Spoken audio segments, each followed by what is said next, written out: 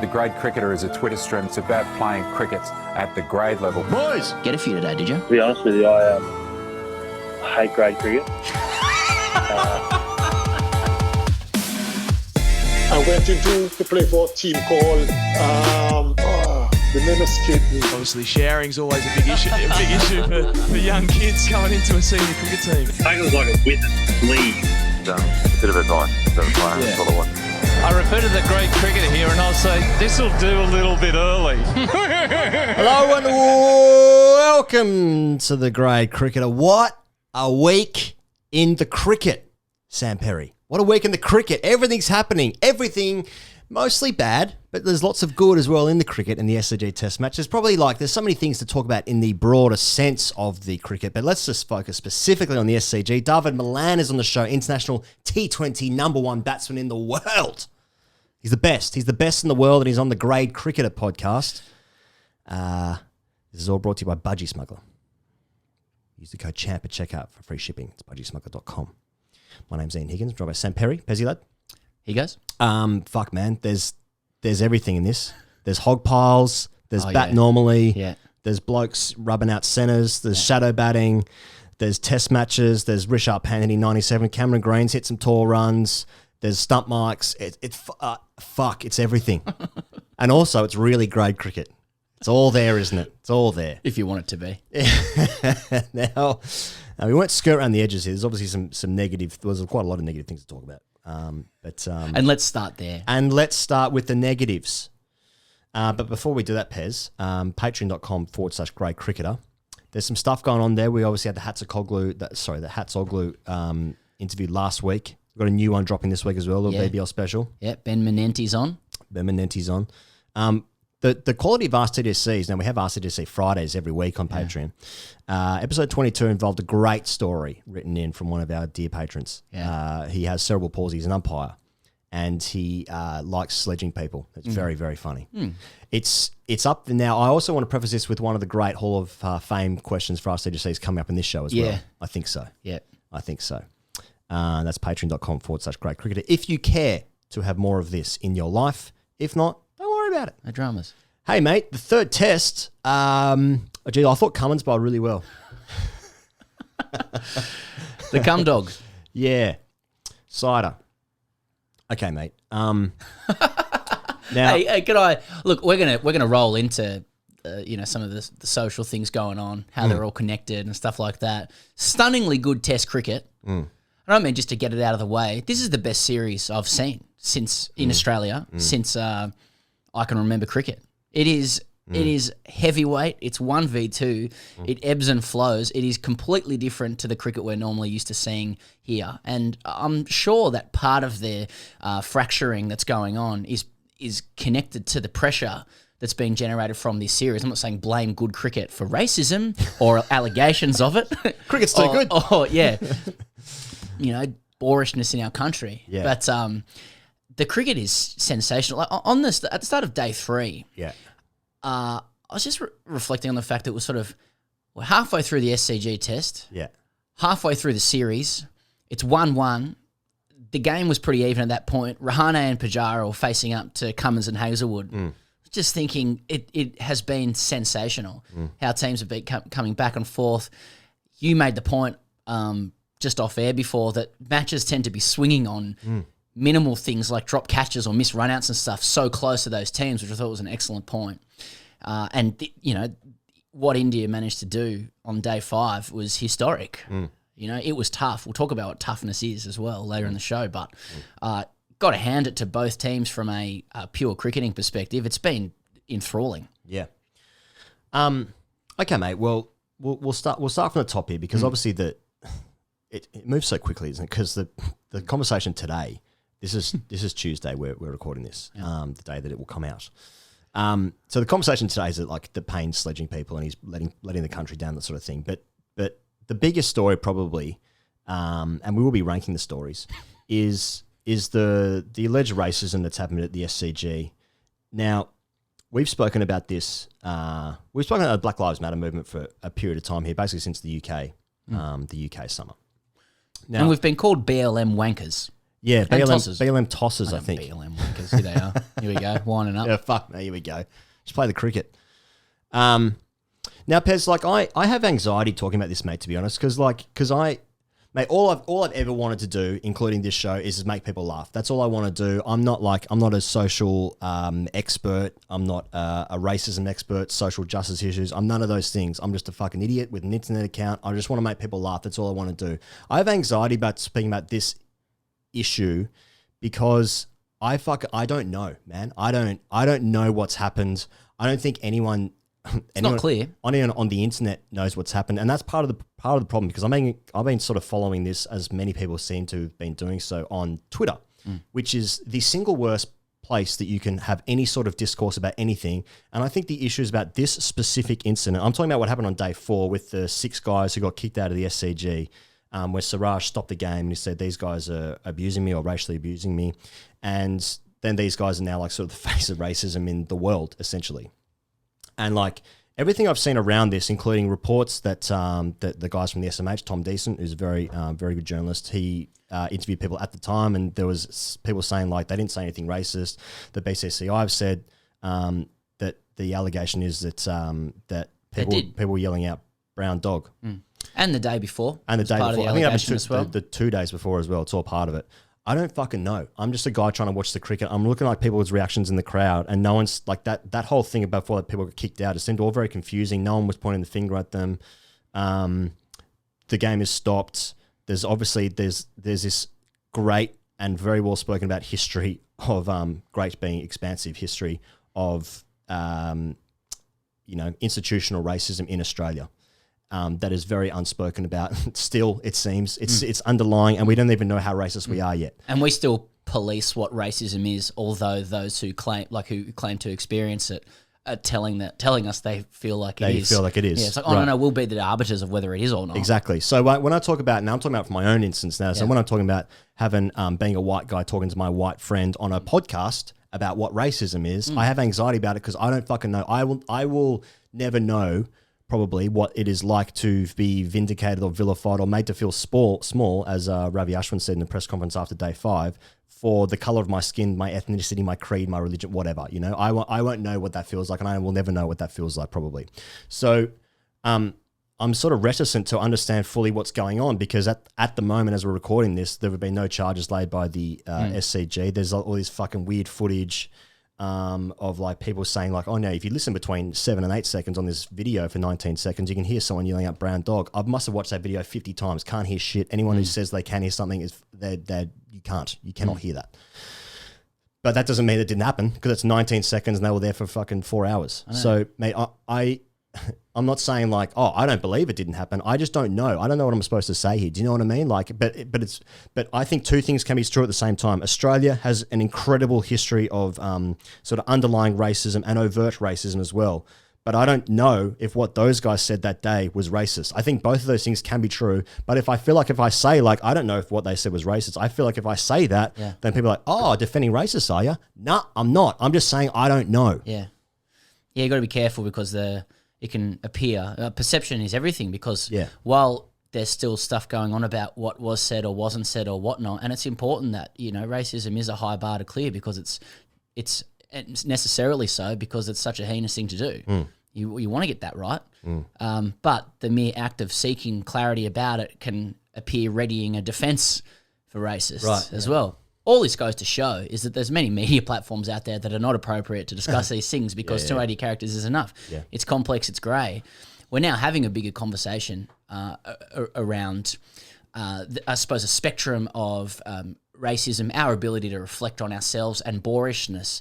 It is a little bit of a spectrum, I think. They are slightly different, but I do think the conversation has evolved a little bit. So it seems to me that there's a broader conversation going on about the way we behave, the way Aussies behave to visiting teams, and that too is going to be a very important conversation to have, you know, and to reflect upon. And you know, I look at the risk of spending too much time kind of defending these guys or whatever.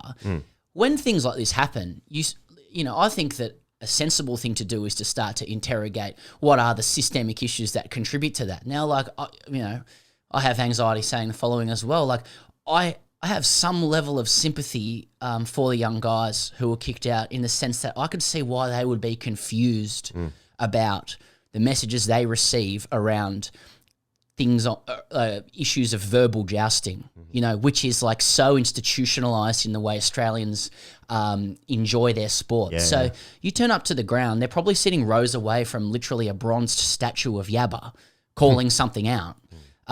They've also got their captain in trouble at the moment for calling Ravi Ashwin a dickhead, among other things, you know, that may or may not have been said. Kerry O'Keefe made the point the other day that his number one question after playing 24 test matches is, what's the best sledge you've heard? You know, verbal jousting, whatever you want to call it, is part of our culture. They sit at the ground, they're being served alcohol as well all day. Mate, I've been 19 and 20 out at the cricket carrying on like a dickhead, and I feel, I cringe, like, looking back on it. So when I have sympathy for these guys in the sense that they were presented at that time as the face of potential racism, when really our issue is much broader and deeper than that. A symptom, you know, of something much deeper, and a conversation that's always important to have, I think.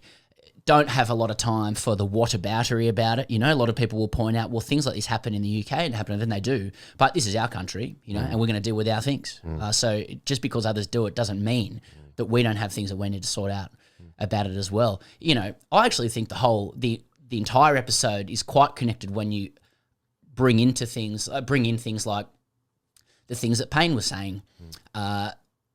Andrew Simon's hot mic comments about Marnus Labuschagne, they're all of the same theme. It's all about the way we one-up, the way we verbally joust people, the way that sits on the line between abuse and banter, as Justin Langer said.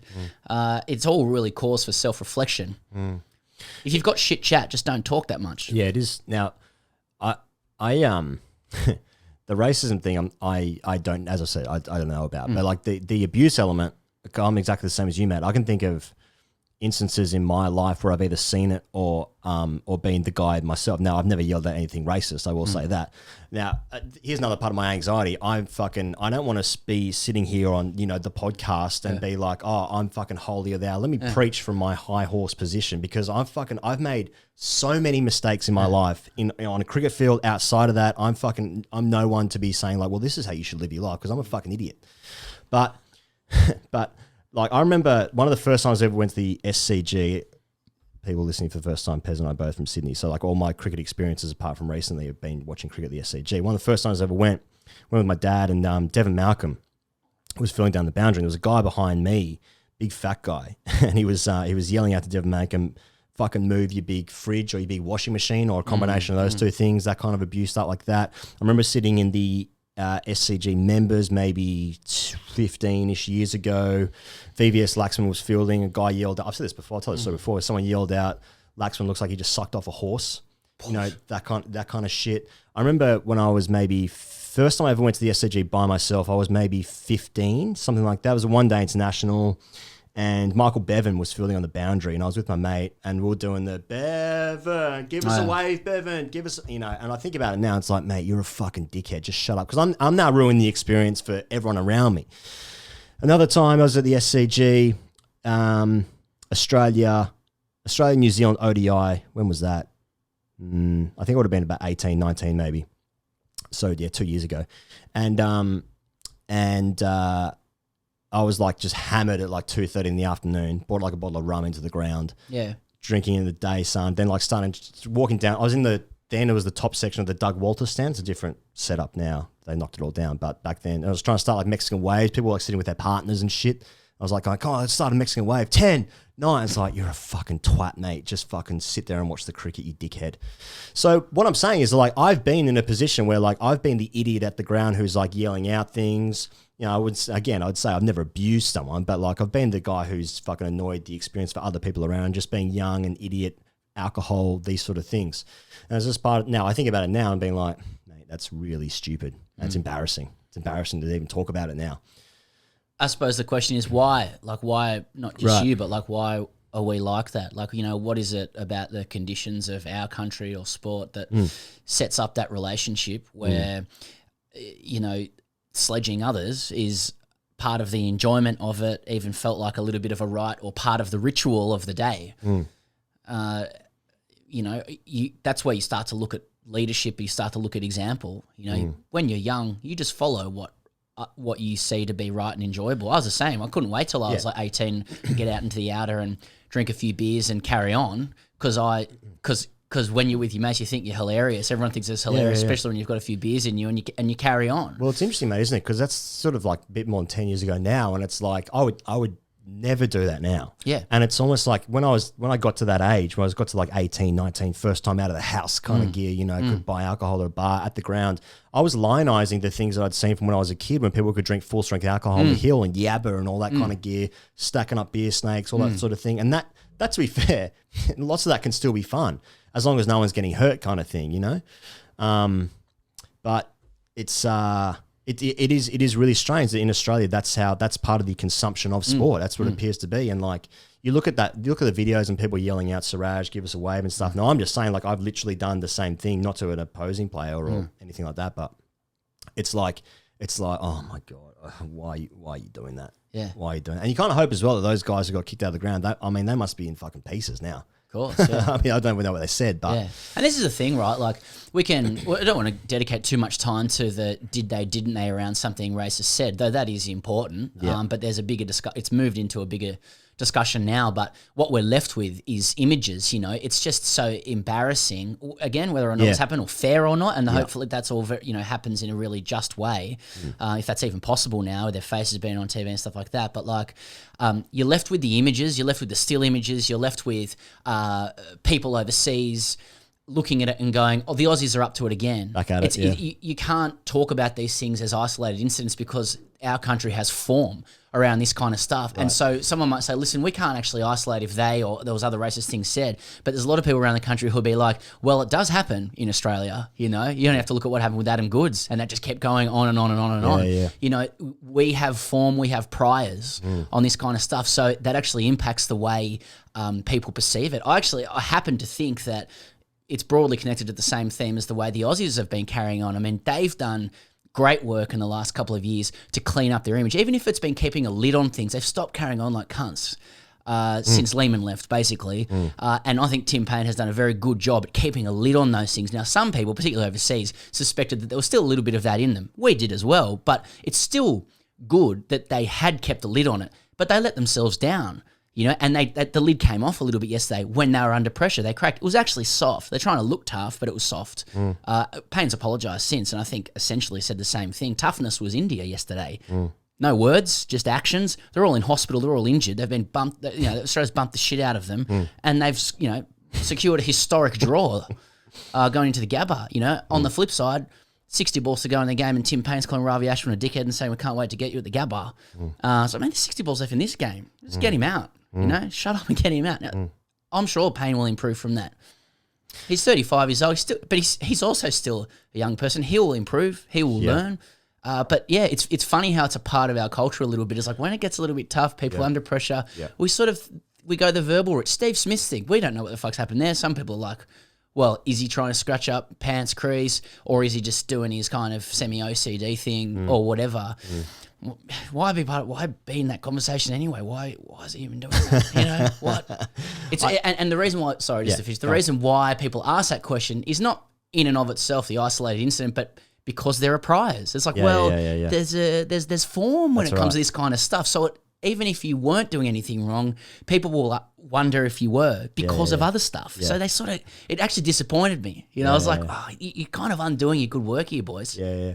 I found it really interesting because it was all of it was fucking so great cricket from about 4 o'clock in the afternoon. Yeah. And I was like, when I saw the Smith thing, the scratching up the crease, and people were just being like, I cannot. He's doing what? I just can't. I was like, shut the fuck up. One of the great genres for fucking Poms and Kiwis. You know, it's like, mate, Aussies behave. He's at it again. No. Aussies behaving badly would be one of the best fucking TV shows in the UK. Like Geordie Shore, just like hate watching. Same with those fat shaming shows and stuff. If you just did a whole doco on Aussies behaving badly, that'd rate the fucking shit out of TV in the UK. Yeah. It's one of the great genres of all time. Yeah, it's like Embarrassing Bodies, but just seeing Aussies overseas. Because it just hits all the dark recesses of like the bad, all of our dark angels. The Aussies, convicts. Uncivilized people, unlike us. We're one. We're great. We know how to play with decorum. Do you? But we got our own problems. We'll worry about our own backyard. I just saw that, and I was just the fucking the reaction to it. But you're entirely right. It's just like no, but it's in the it's prefaced by everything that's happened before. And the conversations around like has he learned his lesson and all this kind of shit. Lots of people have been saying today on Twitter that again the wonderful forum. There's a good forum for it. Really good forum for it. Because you just got to summarize. You just got to get it sorted out. You got to summarize it. A few words together and just be clean and perfect. Yeah, clean and perfect. Get all the nuance. And just people saying like, well, he does this like between every break and stuff. Probably does. He's weird enough. Probably. The guy was shadow banning in full whites before a dressing room. He probably was doing that. Yeah. Probably, But it's all just wrapped up in the thing of like the sledging and then like Ashwin hit Wade at bat pad and Wade's fucking charging at him. They're sledging Marnus in a little bit of an aggressive way in relation to the Simons and Warren comments.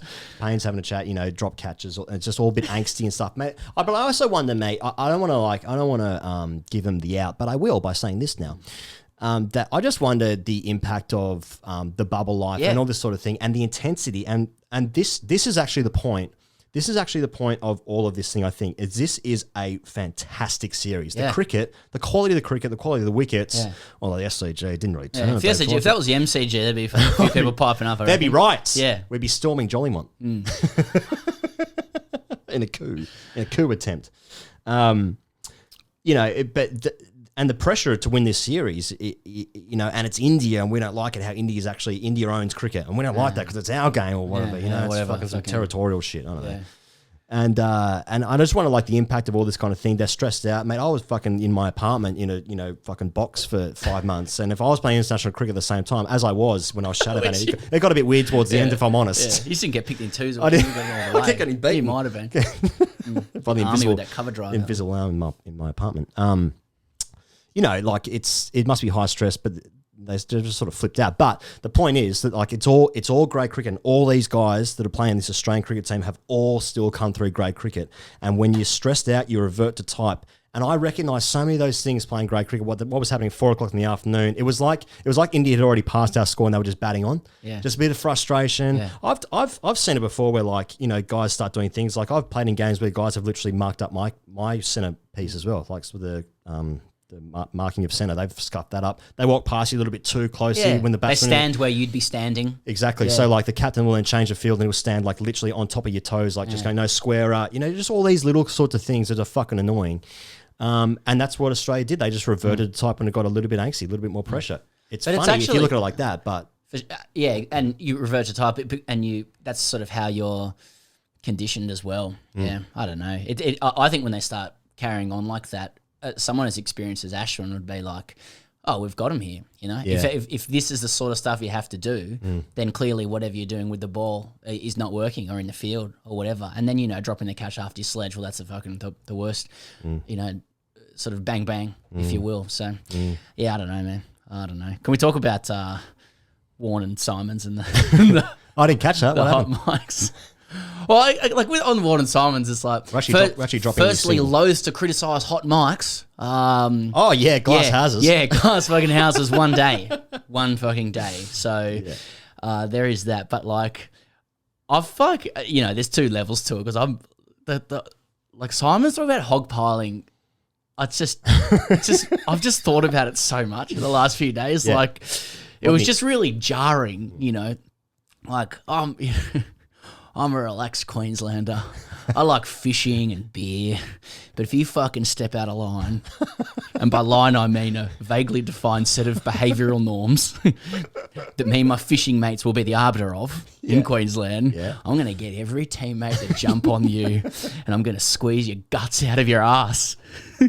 Because I'm a relaxed Queenslander and I fish. And, I'll give you a beer at the end like Stuart Law and keep it out, call it even. We'll have a beer after. We'll call it It even. was just so jarring. Like I think Warney's talking about like they should have given him a bowl, and he sort of went along with Simon. It's like he's getting fucking ADD pills. Jesus Christ. Whoa. Yeah. It was like yeah. Mate, would give him the hog pile. Just been responding to everything mates have said to me last few days. Going, careful, mate, hog pile, yeah. Yeah. It's actually in relation to Brad Hogg. Yeah. They used to tackle him, then jump on top of him. That's how Normal. That's Yeah, I mean, because Hogg. Marnus carries on, and it is irritating, I find. Yeah. But who is the real weirdo in that situation? Mate, because that's fucking weird too. Just in the more 90s fucking chesty bloke way. It's like, I'm a real relaxed guy, but I'm fucking angry if you're not exactly the sort of person I want you to be. And my response to that would be, I'll jump on top of you. I'll squeeze your guts out of your ass, mate. It's very vivid punishment too. Just seemed to flow. It was great. It was great riffing. I want more than Simon's commentary, to be honest. Okay. Have we done enough about the behavioural issues and that sort of stuff? I mean, can we talk about the cricket now? Because the cricket's really good. Or do you want to say something else? I don't know. I feel like there's other things to say about it, but I say one thing. Like, so many of these conversations like structure themselves around cultural lines or like good versus evil. You know, particularly our great friends overseas will be using this as evidence to, I guess, validate the idea that Tim Payne was always a cunt. Well, and it was all a facade. It's just not like that. Like, he might have regulated his behaviour or the team's behaviour much better than they did in the past, and he's slipped up. You know, he's made a mistake. He's apologised for the mistake. I'm not saying therefore it's over. He probably did reveal himself a little bit more and what people suspected to be true, but that doesn't erase the good work before then. And I know this is hard because empathy doesn't sell very well in media. We've actually cost ourselves a job by sort of maybe trying to explain a few things or having some sympathy for those who've made mistakes. But it turns out when you give it a bit of time, it's okay. Like he's fucked up. He's fucked up. He has revealed himself a bit. It does tarnish him a bit. He'll probably come back to Brisbane and he'll behave really well. Again, hopefully he plays well. I know that's not a good grabby line for the media, but is that not something approaching a sensible truth? Mate, I tell you it's a fucking mistake. NASA is saying bowling first at the Gabba in 2003. That's a fucking mistake. What about when he did that? What about mistakes you made? What about the time we were better at cricket than you? Mate, I got to say, like, I had to just the anger on Twitter last night. You had to scroll for 4 hours. Mate, I had to scroll through all of it to really scroll that. Get real deep into that. Get much sleep? Oh, yeah, mate. Slept like a baby for 6 minutes. Fuck me. It's just, a couple of takes. Mate, there's just the anger with it. And I think maybe again, you know, I give COVID the cop out, but like I just feel like everyone's a little bit angsty.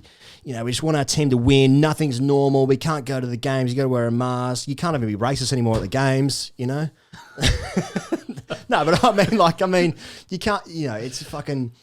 Everyone's so angry about like, oh, he's a dickhead and fucking he's saying this, and you know, then there's actual issues of like problems with crowd behaviour. That's an actual issue. But the cricket's fucking good. It's really good. If you get the word arrangement right on that tweet, though, like the outrage gives you a few likes. Oh, watch it go. Mate, fucking get a woke scold right.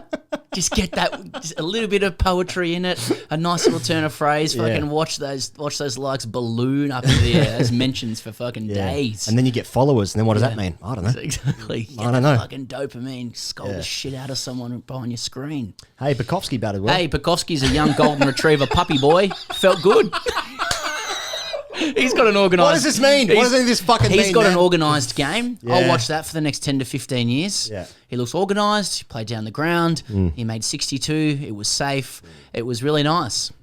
Yeah, everything was really innocent at the start of this game, wasn't it? You know, like... Big front pad. Oh, yeah, I'll blow that off, yeah, actually. And compulsive hooker as well. Yeah. You know, there were the biggest issue at the start of this test match was the weather issues. It was Melburnians, having their annual festival of love for their own weather because it's a bit hot here when it's raining in Sydney. Mate, I got to say on that.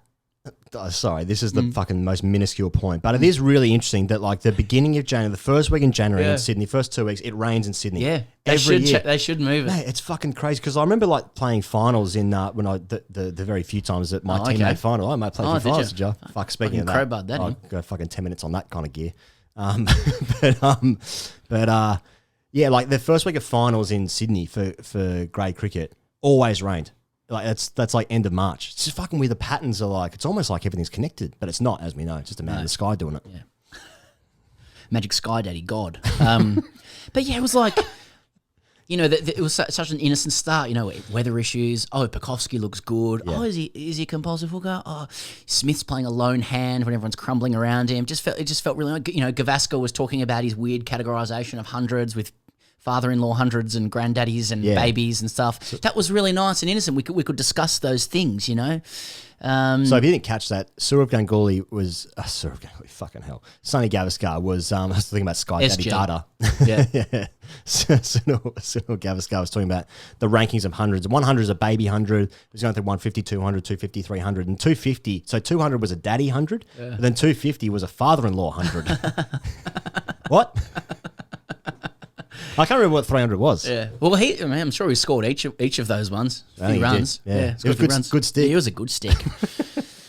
But mate, amazing cricket. It feels like so many players did things of repute. You know, Cameron Green hit 80 odd, Pekovsky 60, Cummins was just unerring, irrepressible. Hazelwood wasn't far behind him. Smith hit 210 runs in the match. Labuschagne 90 and 70. Like there's a lot of guys. And then for India, I mean, Rishabh Pant's innings in the fourth innings yesterday, after having been fucking destroyed on his elbow a few days before that, come out number 5. Inspired decision to do that. And then, interestingly, like Australia couldn't do the business in the fourth innings, you know, and I think Lyon was a bit benign, and just, some really good batting, probably a flat wicket, but that, you know, it's funny, isn't it? Like in retrospect, with Green, you probably have 3. I know you can only bowl 10 overs, but you got 3 seamers there. Maybe a second spinner would have been good, but we don't want to break up the golden trio because that's our, you know. Yeah, it's hard, isn't it? It's always like, well, we didn't win this game, so how do we fix it? And they'll be like, then we'll fix it. When they have the right remedy, we'll then lock in the Rubik's Cube, and that'll be like that forever. Pajara, he was a bit slow in the first innings. That was rubbish. It's like, that's how he plays, mate. Yeah. That's how it works. And everyone's scoring rate is down, and he's typically a slow scorer anyway. Yeah. So it's like he scored 77 in the second dig. Yeah, Ashwin's batting. Ashwin hasn't hit a 50 since 2017, I heard. So he's just played a great innings. You know, Really? He's turned back the tide, Yeah. Longest India have batted in the fourth innings I saw since like 1970 or something like that. Amazing. Yeah. Also, they could have won if had like Vihari not done his hamstring. They only finished 70 runs behind. Mate, it's just a shame that like Pant's innings was unbelievable. Completely changed the match, which is where it was going. Wicket in the morning, he comes in number 5, he's injured. Everyone else is fucking injured or in Got hospital. to be lucky, but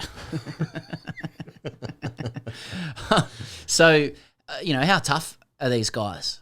And you know, and they do it, and they do it in their own way. They don't do it in the way we do it, mate. Let's talk about the depth of India at the moment. Like I think I might say this last week. This is a fucking generational Indian team. It's gonna get better. Like I was like, oh no, once these guys go through, there's actually no more Indians coming through. No, a fair few coming through, I reckon. Yeah. So unavailable at the moment, obviously Kohli, Ishant Sharma's not even travelling, Yadav injured, Sharmi injured, KL Rahul's gone home. They've obviously got concerns for Jadeja and Vihari, who are probably not going to play. I mean, Vihari's not going to recover from a torn hamstring in a week. Jadeja's broken his thumb, hasn't he? Oh, he's got a fracture and a break in his thumb, I believe it is. So he ain't playing either. So they're missing 6 of their frontline first teamers basically, and they're still competing with Australia in Australia at this level. It's lost every amazing. toss. Respect. They've lost every toss. Have So they? they've had the second of like Australia's had the choice of the conditions every game as well.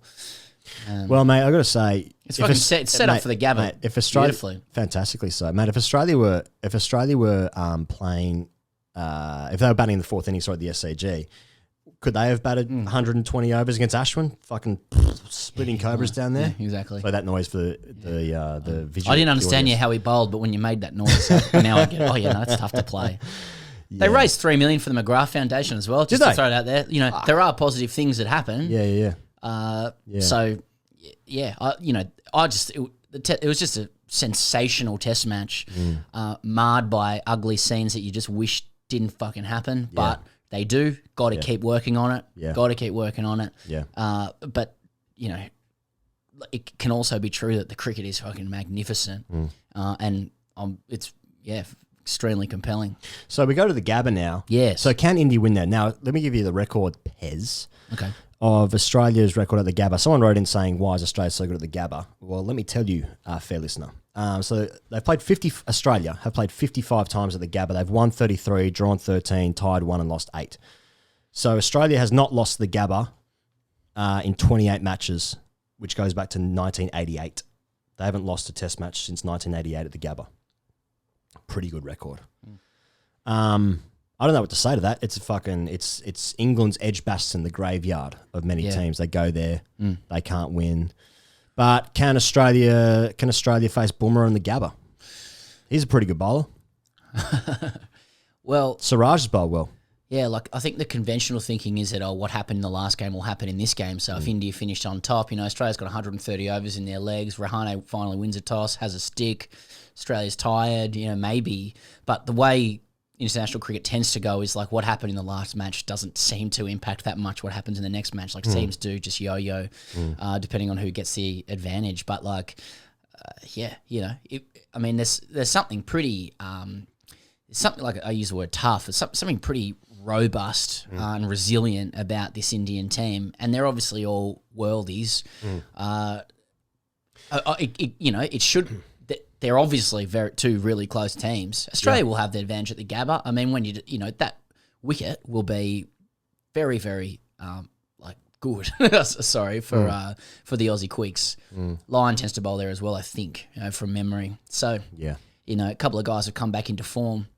So Australia, you'd imagine, will still have the advantage. Mate, it's really fascinating because Bukowski looks like he's dislocated his shoulder. That's what that injury looked like. So he's probably going to be pretty unlikely to go to the Gabba. See how that goes. Yeah, obviously. I heard hopeful, and that Warner's not looking good. No good. Okay, so then they're going to make a change, which means that Harris will come in, I presume. Harris for Warner, unless they go to Wade, dive in the batting, and then Wade open and head comes to come back in. I don't know, one of those two options, I guess. But it's interesting. What if India finally win a toss? Gabba always does something in the first session, always does a bit early, to use the great cricketer cliche. And Australia are fucking 3 for 50 at lunch on day one. 3 for 50 is slow scoring. But, it's all possible. It's all possible. And Australia's still so heavily rely on Smith and Labuschagne. I know Cameron grew at 84 in the second. He's batted really well. But if you gun to your head, who's going to score a 50 for you for Australia?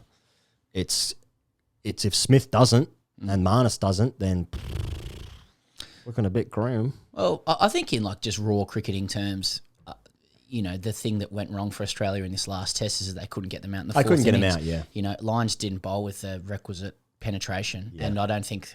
Look, it's just in the cold light of day, it's unlikely they're going to have that problem at the Gabba, unless it's a real road or something. But the Gabba is usually going to provide enough assistance for the Quicks to do their damage because it's the Quicks who really do it. Lyon is a symbiosis bowler for Australia.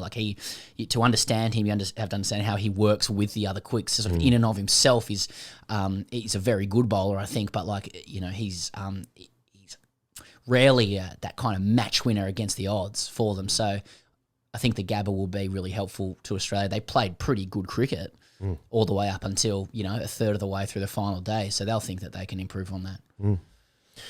So Australia 4-0? Australia 4-0, but India, the good guys, were the villains.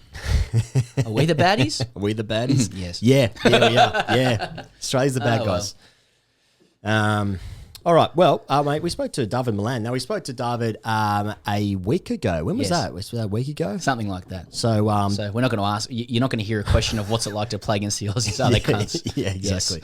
Yes. Wonderful chat to him. Very nice man as well. And that's the most important thing. Who's a good bloke and who's not. That's right. But of course, Pez, this is brought to you as ever by Ponting Wines. Ponting Wines. Use the code GET-A-FEW at checkout to get 10% off a case. Very proud to be sponsored by Ponting Wines because his name is good. And he's a good cricketer. He's a good stick. Yeah, real good Hell stick. of a stick. Hell of a stick. Struggled in India though, so you got to keep that in mind. Dude, that's true. Mate, speaking of what about the stats for Smith in the top 3 big boys? Unfortunately, Joe Root slipped to one side, which is fair because he ain't a big boy no more, as we discussed back in the UK summer. But the big 3 of Williamson, Kohli and Smith, and it was the averages, who scored the runs, who scored the most amount of test hundreds. Kohli and Smith are both on 27. Joined Border. Williamson's just on 24. Yeah, joined Border. He was pretty good. About 7,500 test runs each for all of them, I think I'm right in saying. But then the away record is fucking see you later. Smith averages 57, Kohli averages 44, Williamson 42. I mean, 57 away. And mate, that's unreal. Winning and performing away from home, I think, in this current test environment is the marker of truly great players. You know, that's what you do if you're good. Not at home comforts where you've kind of grown up in those conditions. Can you apply or do really well in conditions that are foreign to you? He averages 57. The fuck is that? fuck is that? Fuck is that? What the fuck is that? That's not like, I just like bouncy pictures and getting on the front dog. Yeah. Doesn't matter where you serve it up to me. It's going off my hip through leg. No, you got to say to our fair Kiwi listeners that that's not fair on Kane because Kane doesn't play away from home. That's the system. He's actually caught in the system. Systematically excluded from that conversation. New Zealand's next away tour is 2022 in England. So they don't really play as much. Not his fault. He also doesn't get to play against New Zealand. A couple of runs against Mitch Santner. Yeah. Colin. Fair play to him. Anyway, Pony Wines, get a fuse the code. Here's Dawid Malan. Okay, he goes, joining us on Zoom is a man with 11,000 first-class runs, 26 tons there at the time of writing, 35 matches for England across all formats, an incredible Ashes ton against Australia in Perth, 140 there. And he's the world's #1 batsman in international T20s. He's with the Hobart Hurricanes at the moment, and he's on the line to the great cricketer, Dawid Malan. Cheers for joining us. Thanks, guys. Thanks for having me. Let me start from the beginning, Dawid. You were born in suburban London. I'm just telling you things you already know. Yeah. But you spent your formative cricket years in South Africa, where you made your first-class debut in early 2006.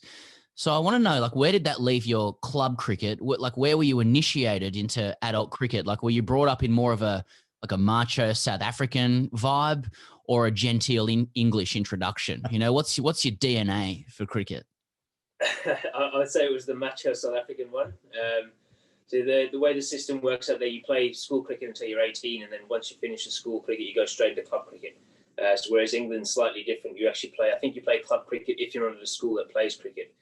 So you can start playing club cricket at 15. So I started playing for a club called Wellington Cricket Club, which is about 20 minutes outside where I grew up in South Africa. A couple of good players, a couple of ex-SA under-19 players and a couple of ex-first-class players that played there. So, it was good hard cricket. I learned a new vocabulary playing in the league, in the Boiler League. There were some tasty games, but it was all part of the game, and it was something that you were used to at the time. So it was nothing different, or you didn't think that much was different in cricket. And then I'd probably say my first, after I made my first class debut, I went over to England and then, played club cricket in England, and that was slightly different as well.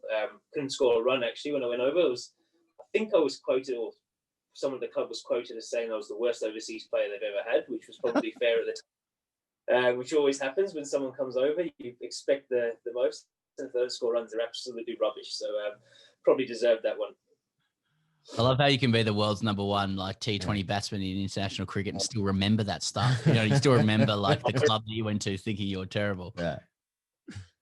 Yeah, I don't forget that stuff. Sits with me there. Yeah.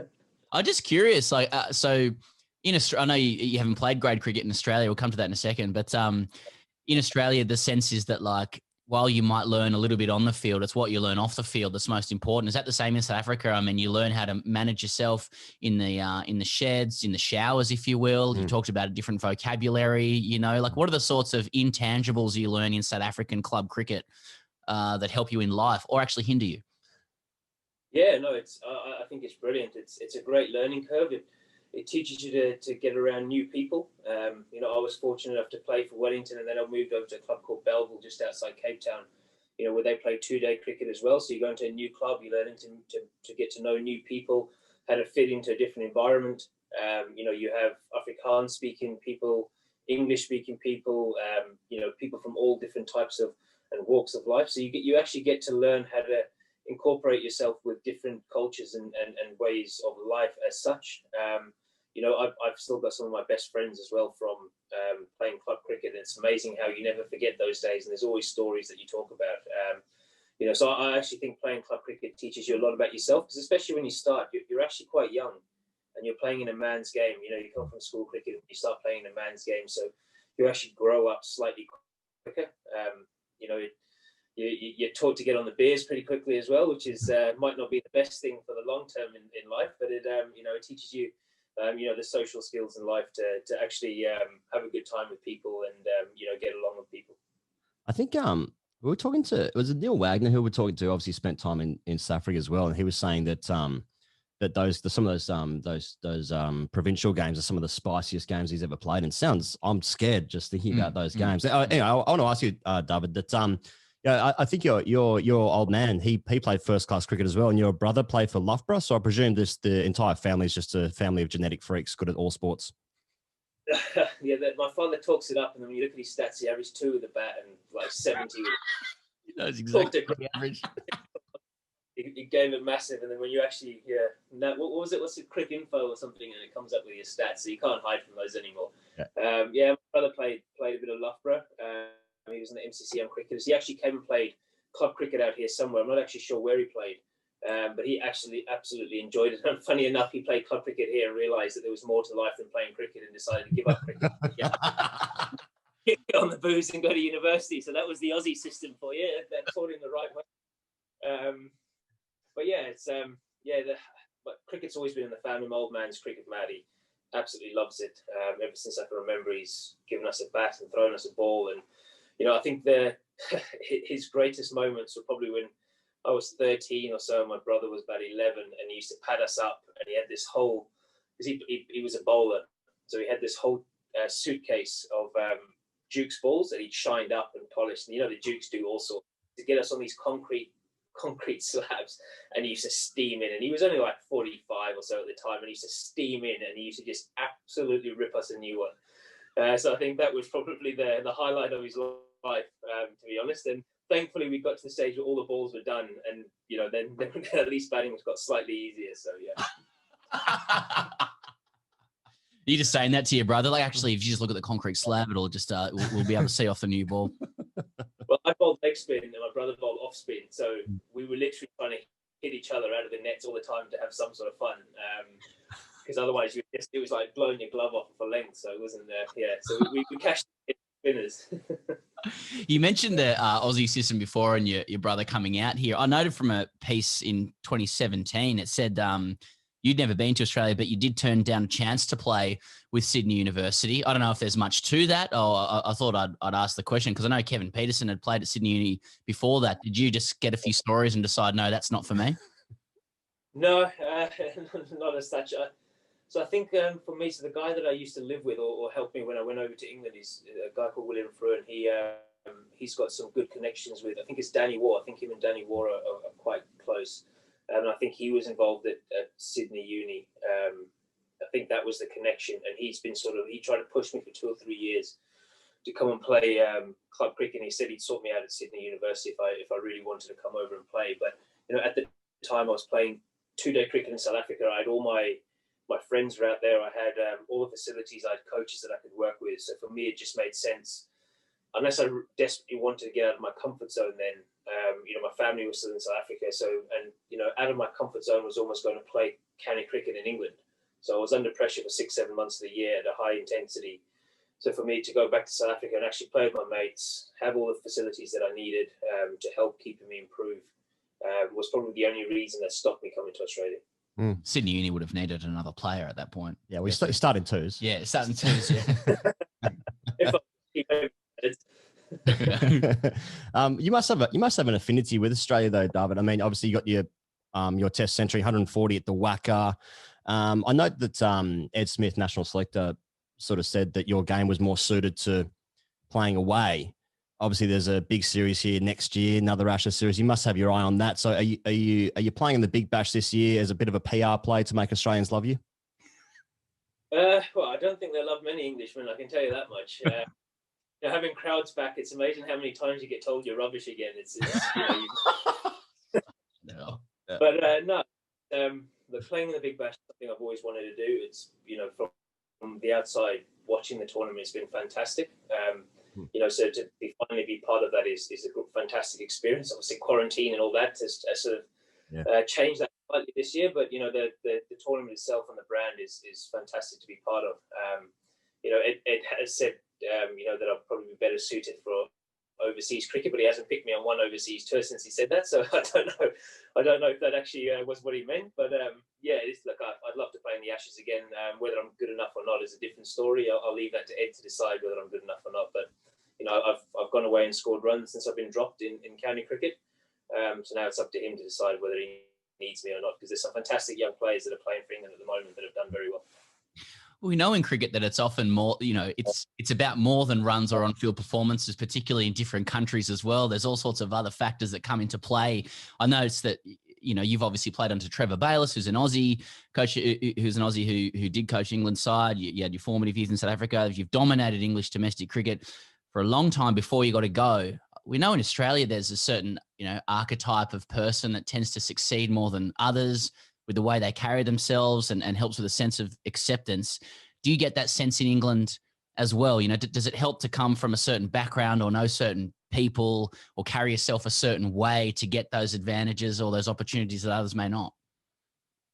I don't know. I think it's, I think the English system's quite tough in the sense that if you come from the outside, you have to, you're not known to the system, you're not known to the coaches, that you haven't been identified with you're 15, 16, 17 and played England in the 19 to get into counties and things. So it's, I find sometimes because you come out of that system, which is a good thing, you have to work harder and you have to score more runs to sort of get noticed and get more opportunities, which teaches you good lessons in life, especially with cricket, that it's, it doesn't just happen and given on a plate. So you end up having to work extremely hard for it. I wouldn't say there's any sort of secret to it, or because you've come from somewhere else, you sort of get more opportunities as such.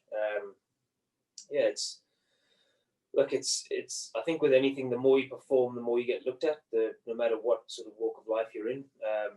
Very rarely do you sort of just get identified because you've got the talent. So Trevor Bayliss was fantastic. It was actually was it Brad McNamara? Yep. Yeah, he I think he was at Channel 9 at the time, and he was close mates with the guy that I stayed with that was close mates with Danny Moore as well. And he I bumped into him, and he was about 10 pints deep, I think, and he was sort of saying, well, look, it's under Trevor Bayliss, if you play well and you show that you've got the basic things, he'll pick you. He's not going to sort of overlook certain things. He wants the best to play.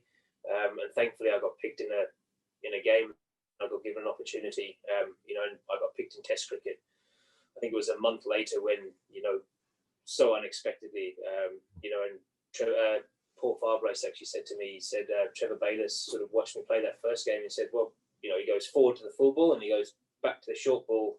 Like, why haven't we seen this guy before? And, that's pretty simple stuff, being going forward and back. And that just sums Trevor Bayliss up. Like, brilliant coach, like, creates a fantastic environment for you to be able to go out of your form, and it just keeps it so simple, which is what you want in national cricket. When it starts getting complicated, that's when too many things start going on.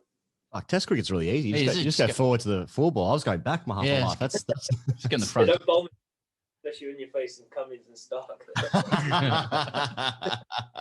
I wonder, because there are so many Aussies, knocking about in the UK county system, Dawid. And there was actually a really interesting story this week about Stuart Law and Shane Watson and their relationship with each other. And they had this really spicy relationship where Shane Watson left Queensland, then Stuart Law didn't like that. They had this like running battle for almost a decade or years anyway in Sheffield Shield. And I know that Stuart Law was the coach at Middlesex for your last 2 years. You spent 13 years there, and then before you moved to Yorkshire. And I wonder if there's like a generational thing of like maybe butting heads or different ideas or anything, because I know your last year at Middlesex, I think you guys finished 8th in Division 2 of the county championship, but you yourself scored 1,000 runs, and you might have been a bit like, well, I've got things I want to achieve here. I want to win some trophies, and Stuart Law might have been coming at a different time, but was his ideas, did his ideas of coaching or anything clash with you, or was it just that you wanted to move on to a different challenge? I just needed to move on to a different challenge.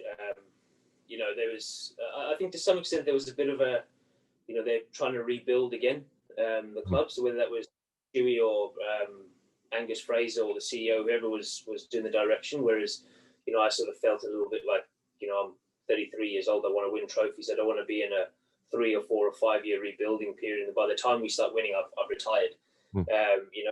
That also felt like I wanted a fresh challenge. I felt I wanted to get, somewhere where I could keep starting with a new coaching structure, starting with a new team where you have to, start from the bottom, keep pushing yourself from a fitness point of view, from a batting point of view, to keep being hungry to score runs. Because, I still wanted to play Test cricket.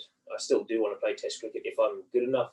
I still felt I was there and thereabouts the white ball stuff. And the last thing I wanted was to become stale. Not that that would have been through coaching staff or through Middlesex itself. That would just be from being in the same place for so many years and doing the same things over and over and over. So, that was more the reason that I left was, just to give myself some sort of kick up the backside to keep wanting to get better and improving. I actually think that I've reaped the rewards from that of going away and having a new environment where I've have to start from scratch again, start from the bottom. It's not just expected, you are expected to score runs, so to have that pressure on you again, is a nice feeling. Well, you are dominating, Dawid, and you're doing particularly well in the T20 format. How good is it that you can be the world's best T20I batsman? Recently, you dominated against South Africa. You averaged 50 in that format, and the thing most people want to talk about is whether or not Owen Morgan likes you. Yeah, I've heard a lot about this stuff. It was, after the New Zealand series, when was it, like 14, 15 months ago, whatever it was, suddenly me and Morgs hate each other and we don't speak to each other and we all this stuff, which is, absolutely absurd. I've said this before, in the 14 years or 13 I was at Middlesex, whatever it was, we've never had an argument. It's amazing how people sort of jump on something and they look into something, and then one guy says something in some sort of way, and then suddenly everyone jumps on something. So it was quite funny to watch and to listen. And you don't get picked for a game, but you've been told before the series you're definitely not playing the game, whether you scored 400s or you get 4 noughts. And then suddenly, because you're not playing the game, it's because you've fallen out or something. So it's absolutely absurd. I don't think anything like that takes place in international cricket, and especially under Owen. Well, that's just the nature of cricket, though, isn't it? Like, as in, we always just pick at the thing that seems a little bit wrong, even though so many other things can be right. And to that end, I was curious to ask you, like, you've spoken so much about being the world's best T20I batsman, and at the start you said, it felt a little bit weird. I'm just sort of putting words in your mouth there, but I'm sure it's something that you're very proud of, and it reflects wonderful results at that level. I just wonder about, just with our grade cricket experience, what you've observed the reaction from your mates around you being, like teammates and stuff like that. Have they been a little bit like, oh, what's that about? Or, I'm really proud of you and stuff like that. But have they been a little bit like, oh, what's it? What's this? So that's normally Coley or something. You know what I mean? Like, yeah, I think initially when I got there, because I haven't played a lot of games, you sort of look at it and go, gosh, how is that sort of the place, when you have someone like Coley and Bubba and these guys that have been so unbelievable for 50, 60, 80 games, to suddenly have a title that says that you're a title that says you're a better player than them, when, deep down you probably know you're not anywhere near as good as them. So to have that title was, initially it was quite, I was quite taken back by it. Obviously I know how the system works. It's done over consistency over a period of time. And thankfully, unfortunately, England have actually played a lot of 2020 cricket over that time. A lot more cricket than a lot of the other teams in 2020, so we've had more opportunities. And then going to South Africa and having to actually back it up after having that tag, I think I was really proud of that. Whereas sometimes when you have sort of tags like that, you can almost fold under pressure and you can sort of let it get to you and stuff like that, which I've tried my best not to listen to that. Batting out here, it's not really helping as well. With every time I walk out to bat, the announcer goes the world #1 batter or something like that, and you're like, you're setting me up for a first baller or something here. So and then with the boys in the team, it's actually been quite funny, because when it was initially, Joss and Morgs both like, oh gosh, #1, mate, well done, awesome work.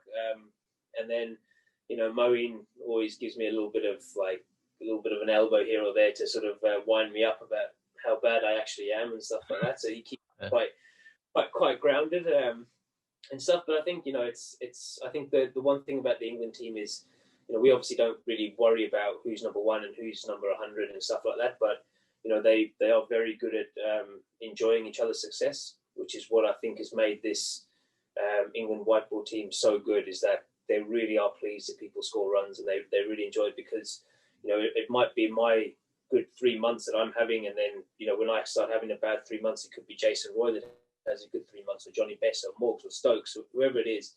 So there's always someone that's with the quality of players you have that's doing really well at the time, and the boys really do enjoy it. And and it's really good watching those guys as well, and watching each other when people do get going and are playing well, because it's exciting. You know, we're fans ultimately at the end of the day as well, even though we are playing within the same team. You know, we do enjoy watching each other whack it all over the park, and whoever it is on the day, you know, we enjoy that. You've obviously played all over the world in many great franchises, you know, all over the world, but you haven't played in the IPL yet. How's that happened? You know, look, I'm not saying I'm good enough to play in the IPL by any stretch of the imagination, but I've only put my name in the IPL once, you know, because I've wanted to play Test cricket, and if you don't play the first 6 or 7 games in county cricket, you actually miss out on a chunk to be able to put your name forward. You know, this year is slightly different. I spoke to Yorkshire, and Yorkshire allowed me to put my name in, so whether I get picked up or not is a different story. You know, there's unbelievably good cricketers. You know, if you look at the Indians, you know, the top 3 Indian batters, you know, in each team are fantastic, and then you throw in the De Koks and the Warners and the Kane Williamsons and the Johnny Bairstows and Lins and guys like that have, you know, hardly even played, sat on the bench. You know, you can understand how tough it is to get into this tournament. So, you know, if I'm lucky enough to gig this year, then, this year, we are 2021, so I don't even know which year it is. But 2021, if I get a gig, then, you know, that'd be fantastic, and it'd be a dream come true. And if not, then, you know, you understand why, because it's just such a tough tournament to get into. Yeah. I wonder. I was just looking at some of the sort of highlights over the last few days in the Big Bash League, and it's like I just noticed like guys are getting a little bit edgy. I just wonder if like guys are getting a bit bored in the bubble, a little bit of frustration boiling over. I saw was it Mark Steckety was having a crack at Ollie Davies the other day, and then Bilbo, our close personal friend Sam Billings, you know, had to get involved, and then last night Matt Renshaw gave Kane Richardson a massive send off, and it's like I haven't seen this before in the Big Bash. It's just guys getting bored in the bubble, or what's going on? It might be a few frustrations building up. I think as well, because you play against the same team twice. You know, you can play against someone this week and he can rub you up the wrong way, and then, you know, you don't see him again for another 3 or 4 weeks or whatever it is, and then you play against him again and it's sort of forgotten. You know, so I think there's a bit of needle in that, which is it's quite good as well, because, you know, sometimes playing these leagues and everyone's each other's mates, and someone says something and then everyone starts laughing, and then it's all like, oh, a bit jokey. So it's actually quite nice to see the boys have got a bit of passion. And, you know, it's been tough. You know, these new rules and things have made it, you know, a different brand as such, if you want to make it that way, because you don't know what a good score is. Bowlers are bowling at different times. So if a bowler gets you out and he's happy and he gives massive celebration, and the next time you get him and you tell him to do one, and it's all sort of going along with that. So it's it's good to see, actually, as long as it doesn't cross the line, get personal, get a bit silly, like maybe last night did in that game that I watched, you know, where people are sort of walking at each other and stuff. But if there's a few words, I think that should just be allowed. That's all part of the game. Is anyone you're lining up to a few words out? You're the number one. I'm hanging at the moment. I'm getting abused enough from behind me, so I'm just going to keep looking forward and keep quiet until someone comes at me. It would have been funny if you called somebody out in this cast, which is publishing next week. Anyway, Dawid, Malan, thanks so much for joining us and for your time, mate. All the best with the Hurricanes and the Ashes ambitions and being world number one and all of that and beyond. Thank you very much. Appreciate it. Thanks for your time, guys. Okay, here goes. As you and the fair listener will know, there's a fair? Mutant virus. Why is that funny? Yeah. Sorry. The virus has mutated. It's the look in your eyes when you said that. Yeah. Yeah. There's a mutant virus. Yeah. The virus is mutated. It seems to be everywhere. It's particularly difficult and rife in for our friends in the UK at the moment. The reason I say this... Not they really care. They're still out and about. Oh, right. There's only a lockdown pretty hard now. Yeah. And I don't mean to trivialise that, by the way. But our dear friends at Budgy Smuggler are ramping up their masks if that is something you need. And we do. We need masks. Yeah. They'll be around for a while. And if you'd like a mask that looks great, because some people like that. Take it or leave it, you know. If not, no dramas. But if you would like a mask that looks great, the guys at Budgy Smuggler can make them for you. You can design your own. You can put whatever you want on there. You know the drill in relation to this. As I went down to Brighton here in Melbourne on Saturday. Yeah, it was Saturday. And I was driving past a ground that I presume, I don't know Melbourne very well, so I don't know what ground it was, but I presumed it was a grade cricket ground. Just looked grade cricket, like lower grade stuff. And did you watch the ball? Like crane your head around while you were driving? Yeah, I almost got an accident. Unsafely. Yeah, so you could evaluate the ball and your skill in relation to it. Yeah, exactly. Yes, I did. Just a bit back of length, actually. I wouldn't actually say that field. And I just had that instinct. I didn't have the instinct. I was driving with my lady friend to lunch. I saw this. It was a sunny day. Mate, fucking you and... Well, you try and put it up on Insta. Yeah, there we go. Yeah. Big I was move for hiding you on too. Instagram, yeah. Thank you from a brand perspective. Thank you to the 30 people who replied, got a girlfriend, do you? Yeah. Actually fucking scroll through my message requests. Anyway, so I was driving like to lunch, and beautiful sunny day, and I was just thinking like I'm driving to a happier life. And then I was thinking about people who like drive past cricket grounds yelling out, "How's that?" Why is that the instinct? And then I was thinking, put on a face mask. How's that on the face mask? Ah, nice. There'll be people out there in light of last few days who'll want to put pictures of Smith crying and Warner crying and stuff on there. I wouldn't advise it, but the point is, it's your right, and that I'm sure the Budgy Smuggler guys will upload it. If you want, just trying to give you a few ideas and spitball. I personally wouldn't. Yeah, that would be weird seeing Smith's face at a press conference on your mouth. I played soccer with a bloke once. He's an English guy. And living in Australia, he was not good, and a huge Liverpool fan. Yeah, right. And his number plate, personalised number plate, was Hate United. H8. That's fucking United. That's fucking it was more like that's shit. Why focus on the thing you don't like rather than the thing you like? But, anyway, this is a long way of saying Budgy Smuggler are doing masks.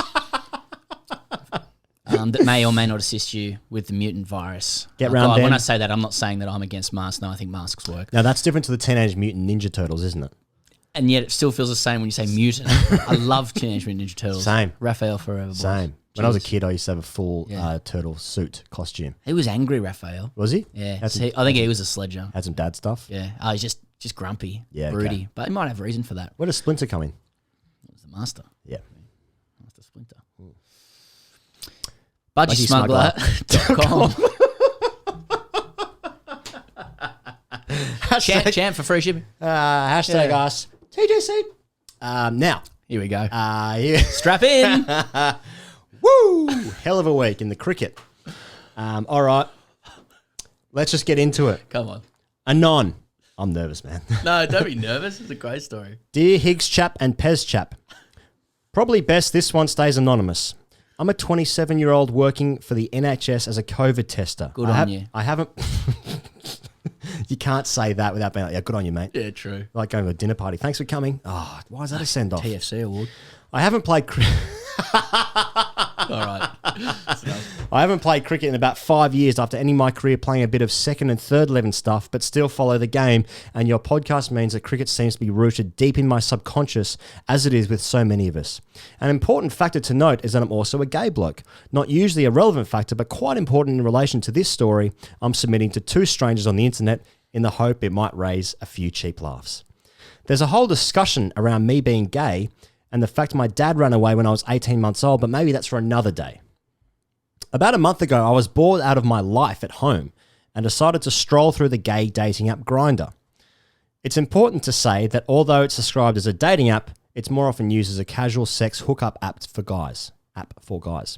I received a message from a guy asking if I wanted to go to his and have a threesome with him and his boyfriend.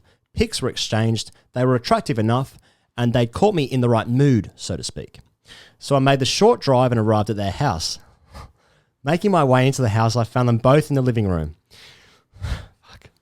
Now, I'm not the most awkward person going, but also I never really know what to say in these situations. Luckily for me, after years of listening to the Grade Cricketer podcast, my subconscious knew exactly what to say. For some inexplicable reason, the greeting I chose was to bellow out, "Boys!"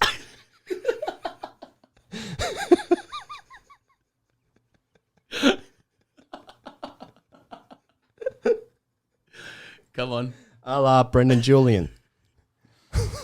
As shocked as I was at this, I was even more shocked to find that one of my potential chops got the reference. Standing up, he said, "Oh, great cricketer."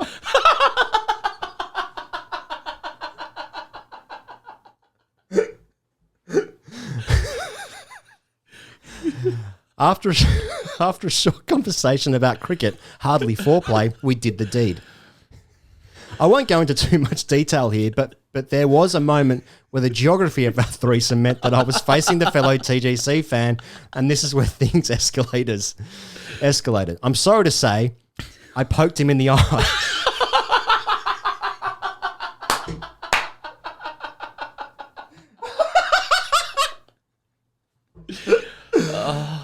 Fuck.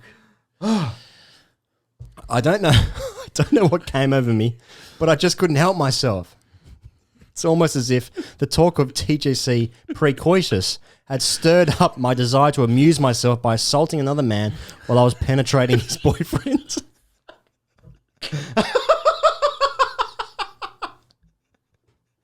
Needless to say, I found it hilarious. While he got the reference, the victim of my eye poke was pretty hacked off as his boyfriend was wondering what the hell was going on. The sex was ruined and I duly left, still chuckling to myself on the drive home. My questions are as follows. Because I'm a COVID tester, can I now say I've made my test debut and done a bit of test stuff? Are you boys proud of yourself that your content has such reach that you've infiltrated gay group sex? Should I go around again? I still sometimes shadow about with my old GM hero, and clearly the fact I managed to deliberately jab the tip of my finger into someone's eye during sex means my hand-eye coordination is still pretty good. Thanks, boys! Anon. What's the one? Just the physical symptoms. I'm sweating again. I'm at work, man. Yeah. I'm working right now. I don't know, man. So he's walked into a threesome and his instinct was to go, boys!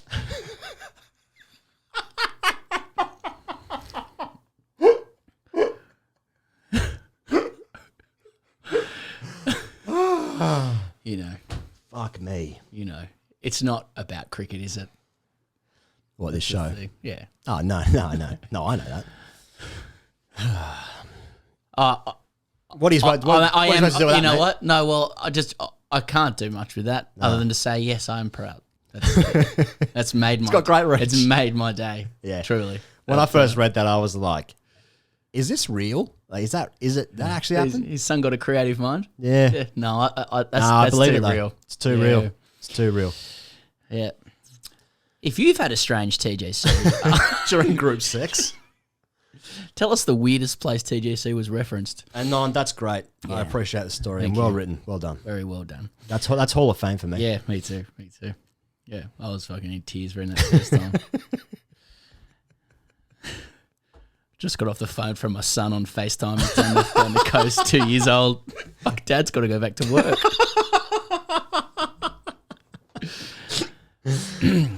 Okay, we happy? Yeah. Bob wrote. Well, two questions there. Bob writes, yeah, it's a deep question, isn't it? Yeah. Evening, fellas. I'm writing to you from the empty front room of my family home during a Christmas holiday evening. It's empty because Mum's out and my father has chosen to spend the last hour outside alone with a beer, as it's, inverted commas, quite a nice evening.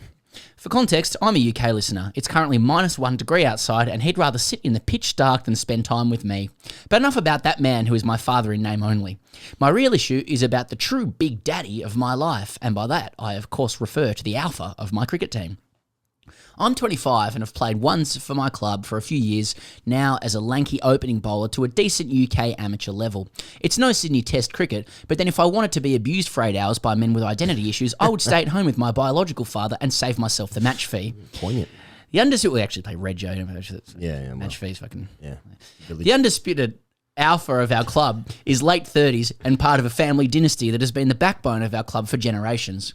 He obviously also plays ones, fields at first slip, and opens the batting with typical alpha attitude.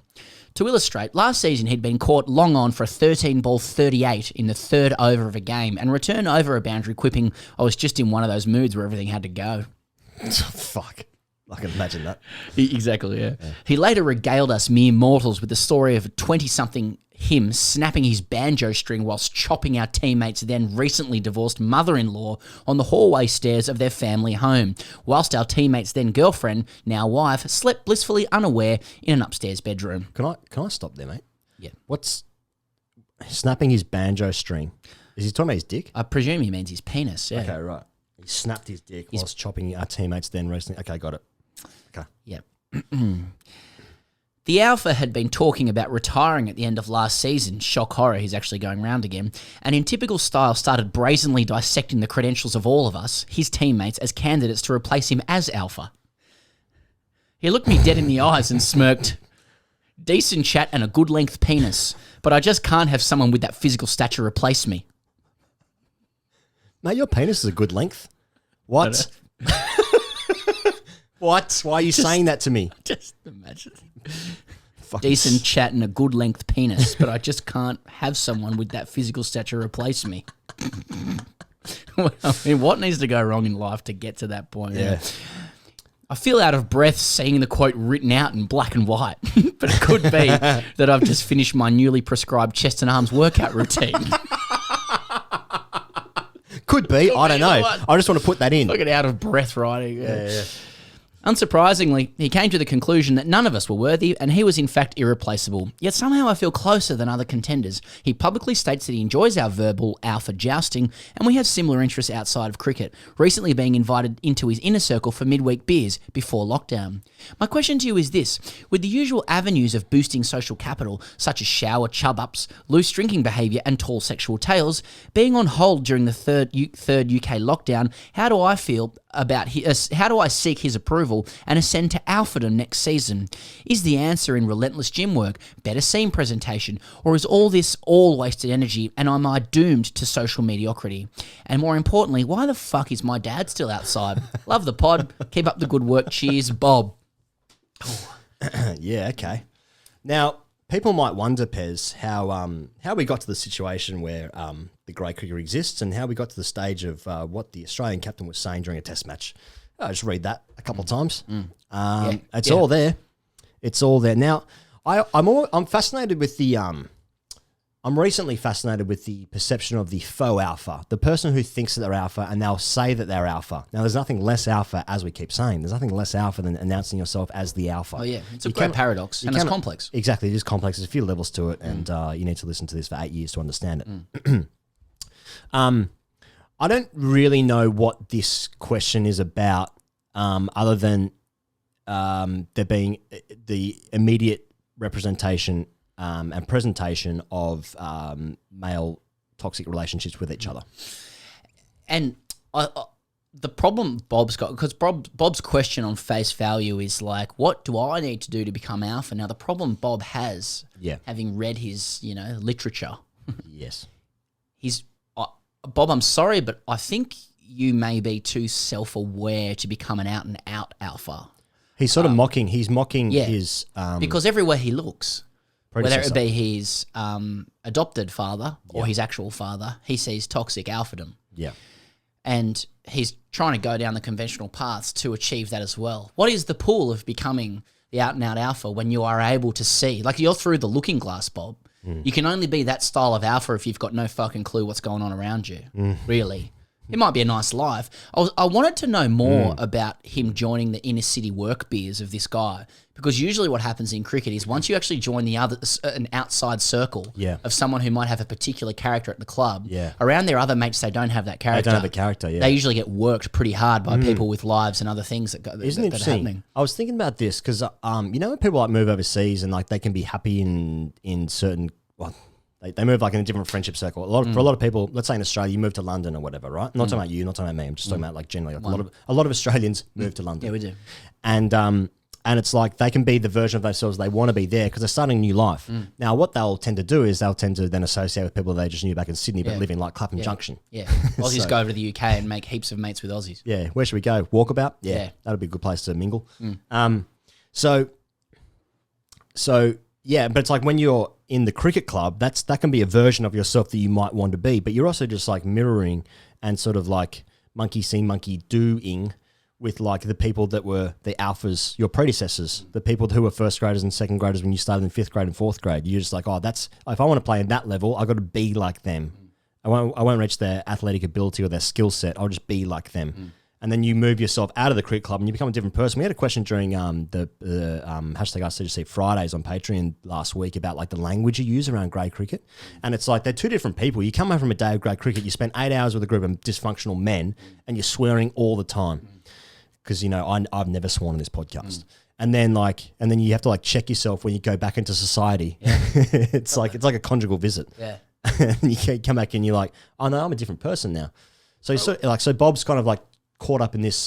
He's caught up. He's still aware. I remember when I moved to Melbourne in 2011. I hadn't played grade cricket for like a year or two, and I arranged to go and play grade cricket at St Kilda, which is like a quite an established, famous club down here in Melbourne. Yeah, and they're a good team now. Yeah. I've always been really strong, and I was worn to club stuff. Anyway, club mates, and we went on a as part of a 1s2s trial. We went away to the country. Okay, and for a couple of games. Yeah, and out at the pub and all that kind of gear. Yeah. And I just immediately got straight back into grade cricket chat. It does it's like riding a bike. Yeah.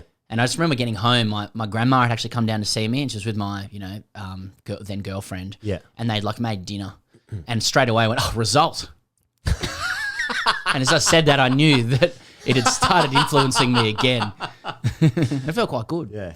Walk in, boys. Exactly. So yeah, I think you're too far gone, Bob. I don't think you're going to be the alpha that you will say here that you want to be. I just think you got to crack on just being yourself there, brother. Pez, last one for this week. Yep. Matthew Taylor. Dear Pezzy, Lad and Higrat, I must say, in riposte to your theory that all girls hate cricket... Sorry, can we test that premise? Never said that. Straw man argument. Build it up to knock it down. So let's just, for argument's sake, let Matthew carry on here. Well, he says, I have some evidence to the contrary. That's good, because we agree. I've never said that. You have Elisa Healy on the show and all those guys all girls hate cricket. Carry on. One Hinge girl earlier this summer asked if I wanted to come over to hers on a Friday night for drinks last minute. But I couldn't, as I had already returned from London to Farnham, rural Surrey, to play threes the next day. I explained my predicament, and she told me she loved cricket and asked me to send her photos of me in some cricket whites. She told me her favourite player was Stuart Broad, so I'm not sure how I compare. We eventually went on a Tuesday night date, yuck, which didn't work out. Timing is everything, so I feel this was just another example of Saturday cricket ruining my sex life. Stupidly, I told my teammates of the aforementioned events, which led to ridicule in the stretching circle the following week. I disappointed all my teammates who anticipated an interesting sex story. I decided to tell the truth and accept the humiliation. As a 26-year-old who performed adequately in the dating game, I didn't feel a sense of shame and have accepted failure occurs from time to time. I have also had other dates where I have been left perplexed as I've been asked how the World Chess Championship point system works and who is England's best bowler. Maybe it's just the fact that I operate in the West London Hinge ecosystem where the demographic of girls I usually go out with is posh, privately educated from home counties, but there is a genuine interest for cricket amongst the female community. But my main question is, how do I answer such questions without sounding like a cuck? The question of England's best bowler is obviously dependent on conditions and the format. How do I explain this in an interesting way? How the fuck does the World Test Championship work? Should I have lied to my teammates and made up a fake sex story? Or is that even more sad? Thoughts? Kind regards, Matthew. Now, as I read that on, I realised what Matthew's saying. I think I had said in the past, in my dating life, and I'd spoken to a lot of people would say they'll say I got no interest in cricket. And that's been my experience. But I've never said that never said that all women hate cricket. Even if they play deep down, they hate it. We all hate it. You said that, yeah. Yeah, well, that's right. What's the point? Yeah, what's the difference? Oh, I can hate it. Yeah. Yeah, so anyway, so Matthew's found himself in a Hinge eco dating system with home counties in West London. Yeah. But I don't get it, because isn't he saying that in his experience some girls actually like cricket, so shouldn't he and he's got a lot of conversational topics that he'd like to raise with them around, the relativism of fast bowling rankings, the World Test Championship and confusion thereof. Not to be confused with Confucius. Yeah. I thought you said World Chess Championships there before, which would be interesting from a cricket perspective. I read what I wanted to read.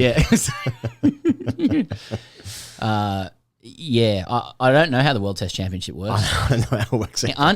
So New Zealand number one in the world at the moment, aren't they? But Australia's atop the table of the World Test Championship. So they're different rankings. Different things, mate. Yeah, obviously. Yeah. So they might finish number one and not be in the final at Lords. So how it works is the Oh, this will be good. Let me tell you how it works. No, there's each system, each test series is worth 120 test championship points. And so that's how like a 5-test Ashes series can be the same weighting as like England, as like a Pakistan and New Zealand of like 2 tests or 3 tests or whatever they're playing. Or the West Indies are 2 tests. That's also 120 test points up for grabs in that series, because obviously there's only 3 teams who played more test cricket than anyone else. That's how they're bouncing. Yeah. That's how Australia's at the top despite having fewer points than India because they've won a higher percentage of their matches or something as well. Me, I don't know That's how you get the points, yeah. So yeah, just raise that on your dates, Matthew. That should be good. That should be good. Well, for I suppose sex life. what he's asking is like, how do you talk about cricket in a non-cuck way? You got to be cool about it, don't you? I think in that instance you would have to like, if your date wants to bring cricket to the conversation, go for it, man. But I wouldn't be bringing it up first. I think it's an interesting question because, as you say, can you talk about cricket in a dating context without sounding like a cuck? Now, I'm just thinking about, okay, well, who's the best player to have ever played that might still be dating? Shane Warne. How would he talk about? I think Warne wouldn't be talking about cricket. He barely talks about cricket when he's commentating the cricket. That's true. Is that possible? Can you make cricket sexy? If you're talking about the game. If I ever talk about it with a female partner, I'll be very flippant about it. Just give it a whack. Explain that. Because we're watching the Big Bash on our first date. Okay. And Chris Lynn's batting. Yeah, it's hard. I'm not sure how you can sound cool talking about cricket. Yeah, so don't. Really. Be good or fuck off. Bring that in. Thank you very much to Dawid Malan for joining the Great Cricket Podcast. And we hope, from our perspective, that he maintains his number 1 ranking as T20 best batsman in the world or some shit. So much respect. So disrespectful. This whole show's been about Australian respect. Yeah, exactly. Yeah, fuck, whatever, mate. You give it a hit. Yeah, go out there, give it a bash. Yeah, you play a couple of T20Is, do you? Very nice, man. Thank you very much for joining us. So thank you for everyone out there listening or watching or wherever you are in the world. Thank you very much. See you guys on Patreon on Friday. In fact, there's a special interview dropping on Thursday sometime. Just check the feed. See you guys next week.